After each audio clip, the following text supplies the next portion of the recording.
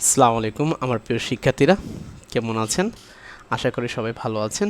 আমিও আল্লাহর রহমতে ভালো আছি।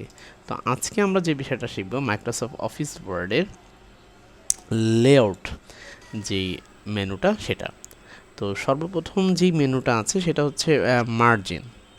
তো মার্জিন আসলে কি? আমরা সাধারণত মার্জিন আমরা পরীক্ষার খাতায় দেখি যে আমার যখন স্যাররা বা ম্যাডামরা যখন আমাদের খাতা দিত তো সাথে সাথে কী করতাম, সেটাকে আমরা স্কেলিং করে নিতাম তাড়াহুড়া করে। তো এইটা আমাদের আমরা বিভিন্ন ধরনের খাতা আবার বাজার থেকে কিনি, সেখানে দেখে যে মার্জিন করা থাকে। তো কম্পিউটারও আলাদা কিছু না, এখানেও মার্জিন থাকে। ধরেন আমি এখানে লিখছি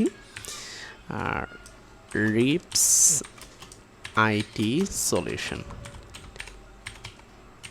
দেখেন এই জায়গাটা একটু জায়গা আছে, বামে একটু জায়গা আছে, উপরে একটু জায়গা আছে। এটা সাধারণত বামে 1 ইঞ্চি এবং উপরে 1 ইঞ্চি থাকে।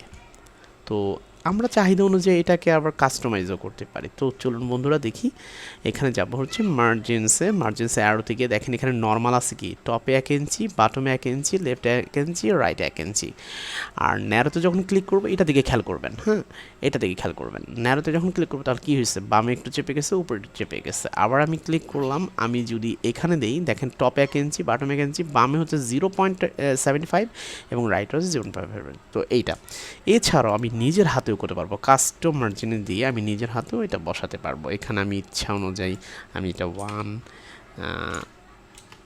আবার এটা আমি 1 করে নিতে পারবো। তারপরে ওকে দিলে আমাদের সাধারণত আমার কাজ হয়ে যাবে। তো এটাই হচ্ছে মার্জিনের কাজ। তো আপনাদের যদি কোনো কোশ্চেন থাকে তাহলে কমেন্ট বক্সে জানাবেন অবশ্যই। তো ভালো থাকবেন, সুস্থ থাকবেন, আল্লাহ হাফেজ।